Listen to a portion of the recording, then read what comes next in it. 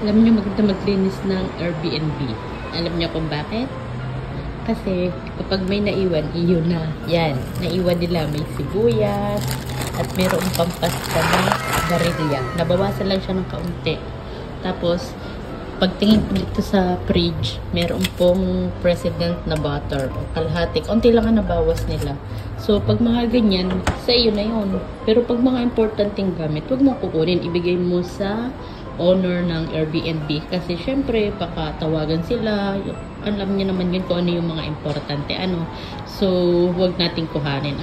Pero pag mga ganyan mga foods, it's okay. Kasi ito, mabubulok kasi ito.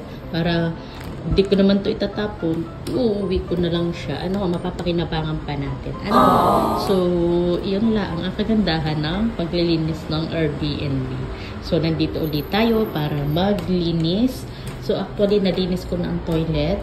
And itong room, napalitan ko na yun ng bedsheet at meron na rin nakalagay na towel. So, maganda itong Airbnb ito. And super linis po at hindi siya mahirap linisin kasi ito ay maintain ko na ngayon ang linis. So, ayun lang. God bless po sa ating lahat at mag-ingat po tayo lagi sa pagtatrabaho. So, ayun lang. Bye-bye. Thank you for watching.